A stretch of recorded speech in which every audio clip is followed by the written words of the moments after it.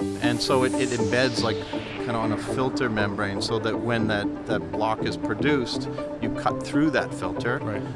And so you're at the point of where the tissue is. You know the orientation, you're not searching for the tissue. Yeah, It's much easier to find. Exactly. Hi, my name is Brian Tabb, and I'm sitting with Timm Piper to talk about the 2025 NSH poster, CelLock and Axlab, a mutual symbiotic relationship resulting in increased patient care quality. Well, thank you for joining us, Timm. Thank you very much for having me. Can you talk to me a little bit about how this poster came to be? Well, this is really kind of a continuation of the work done by Chapman, who I've known for a long time. He's been in histology for, I think, coming up on 50 years now. So even when I was a kid as a rep, I would call on him and he would be educate me. And this became a passion project of his because he noticed that there were times when there were scant specimens, and that the reporting on such was that they couldn't get a diagnosis, and it really started to be something that he felt he could solve. It just was a matter of working on it, and he probably spent about 12 years working on it. And this is a product called CelLock, and it uses a gel type material.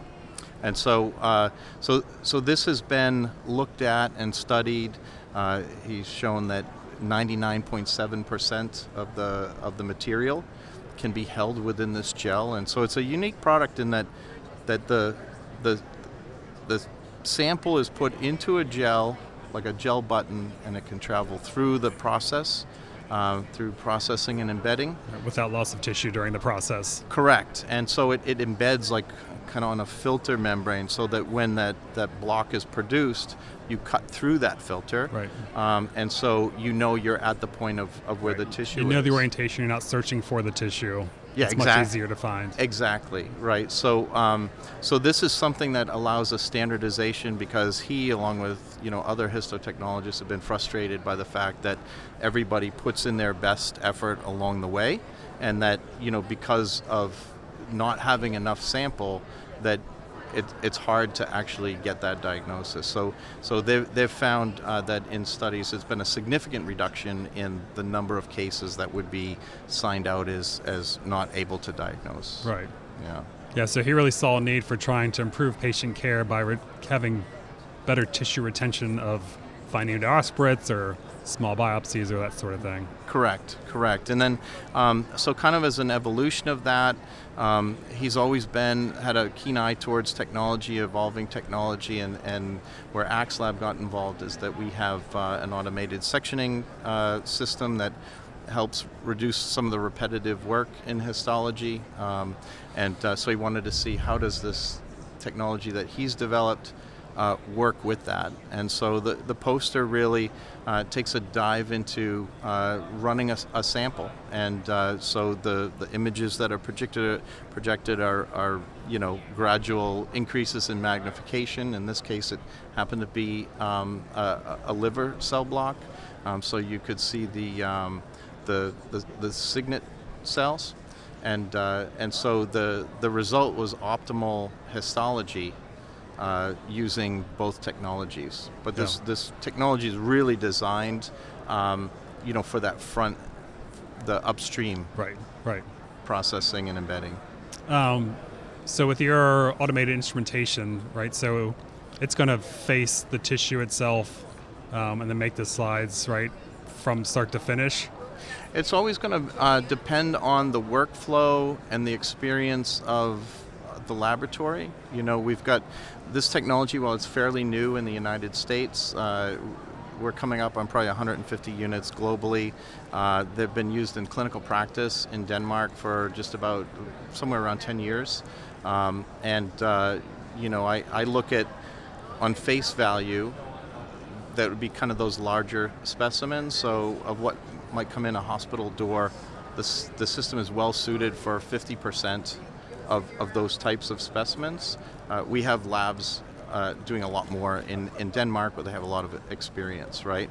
But usually when we have these discussions, there tends to be but how does it do on small samples? And really our position on that is that, look, this is really great for a lot of the heavy lifting, and it frees up the histotechnologist to really focus on the nuances of the smaller specimens and where the skill is. They don't need to be rushed because they have a turnaround time issue and a backlog, right? So it's a lighter lift, but then the question is, well, how does it do on small specimens? And so Cliff thought it'd be a good idea to try it. Yeah. And so he said, yeah, what do we got to lose? And really the result was really impressive. So did you have to have the blocks faced before you loaded it on the machine? Did you have to, or was it able to detect where the tissue was even when those? Yes, in this case, I believe they faced it first. Okay. Depending on what that workflow is, we also have a facing machine, which is a different discussion for high volume. But generally, I think, especially with nuance, no one's trying to win an award with trying to push things to the limit. So to do that manual facing for a very sensitive specimen and have the expertise to line it up and then have the machine, take a section or a series of sections depending on, because a lot of these scant cellular specimens, it could be research, it could be, organelles and spheroids and things like that, it's really difficult to manage, and more we're asking molecular IHC, and so we want to try. Yeah. And so what the automation brings to that is a level of consistency that also supports it. I don't think commercially that we intentionally try to push the boundaries, but this happened to be kind of a what would happen, and we'll give it a try. Yeah. So that's great. Now I think anything that can improve patient care is going to be beneficial for everyone. And I have to say, Cliff, my whole life, I've probably been doing this for 30 years now, and he has been just emphatically driven by that in terms of it's always been about patient care, and he would not take a single risk on anything. So I think that this technology, whether in an automated environment or a traditional environment, is such a boost in terms of what it can offer the patient, and also from a professional standpoint, right? Because nobody likes to do their best effort and have some problem with a step that yields a repeated painful procedure, right? Yeah. And of course, we live in a litigious world, so there's also that discussion, right? So I think this technology standardizes a difficult part of the process. Yeah. And that's really the benefit. Yeah. Do you guys have any future collaborations planned for this technology? Well, it's interesting. This was kind of a first step, just to see, and I think that that because I tend to focus on a different, let's say, size of the workflow, this is a great way for us to answer a question. And I think that I would like to see this technology used more. So I think there will be a collaboration. I don't know what that environment looks like with a particular customer, but I think what I took away from this was I wasn't fully aware of the benefits of the CelLock technology and what the cell gel can do. It seemed amazing to me that it could go through the whole process. Yeah. So I think we focus on the patient, but with some of our new customers coming on that are high volume, it might be an area of interest where they would want to standardize it. Right, and just getting some real world data from use. Yeah, I think that's really the key. It's not about, especially for Cliff, it's not about a commercial venture as much as it is of fixing a problem that really was chewing at him for a long time. Yeah. All right. Well, thank you for your time and talking about this. Thank you very much. All right. Appreciate it. Well, that was great.